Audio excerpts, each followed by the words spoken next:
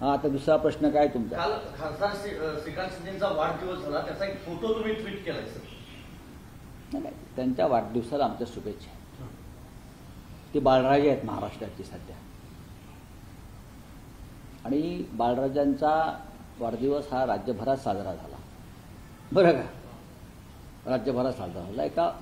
त्यांना शिवसेनेनंच खासदार केला. आमच्या त्यांना काही एकनाथ शिंदेनं खासदार नाही केला, त्यांना उद्धव ठाकरेंनी खासदार केलाय. जेव्हा त्यांना प्रथम खासदार केलं तेव्हा त्यांची ओळखच नव्हती. ते हाडवैद्य होते असं म्हणतात. ते हाडवैद्य आहेत. मग त्या हाडवैद्याला आम्ही खासदार केलं उद्धवजींनी. तेव्हा ते कल्याण डोंबिवली भागामध्ये खासदार आहेत. पण बाळराजे असल्यामुळे आता सध्या मुख्यमंत्र्यांची त्यांचा राज्यभरामध्ये वाढदिवस साजरा केला. आमच्या त्यांना शुभेच्छा. पण या राज्यातली गुंडगिरी का वाढते आहे त्याचं तू छायाचित्र. गुंडगिरीला कोणाचा राजाश्रय आहे आपण पहा. एक आमदार त्यांच्याच मतदारसंघात पोलीस स्टेशनात जाऊन गोळीबार करताय बाळराजांच्याच खास माणसावर.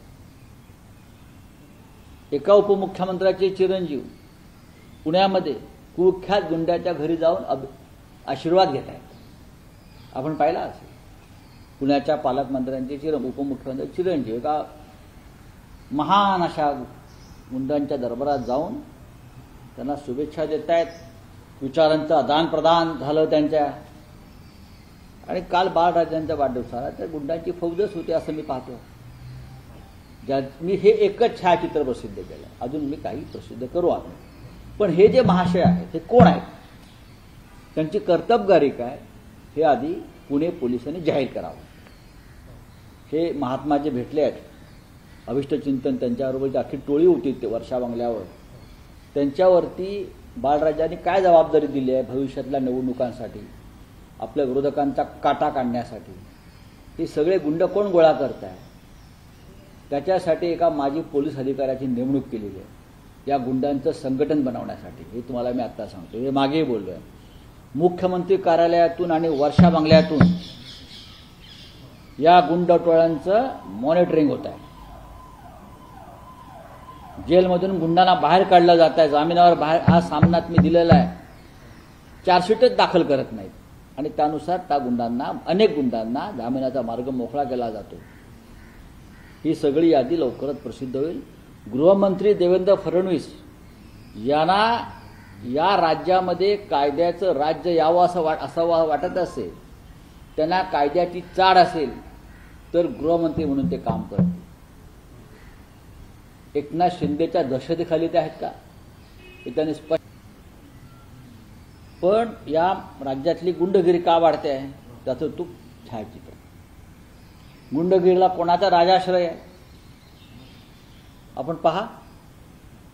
एक आमदार त्यांच्याच मतदारसंघात पोलीस स्टेशनात जाऊन गोळीबार करताय बाळराजांच्याच खास माणसावर.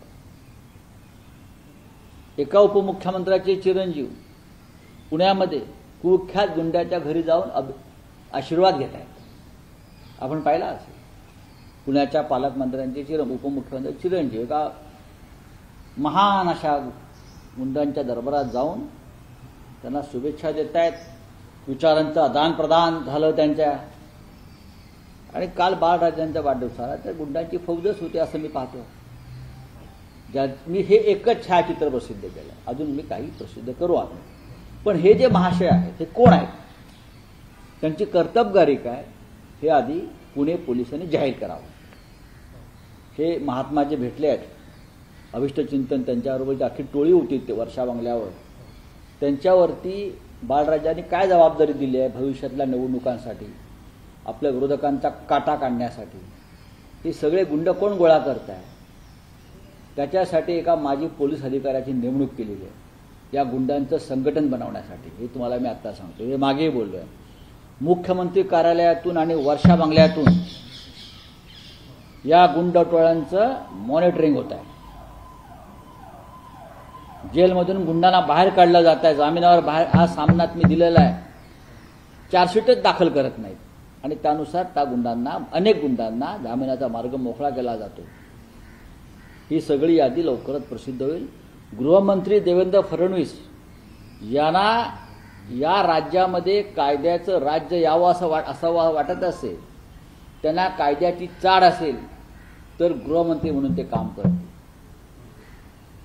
एकनाथ शिंदेच्या दहशतीखाली ते आहेत का, हे त्यांनी स्पष्ट सांगावं.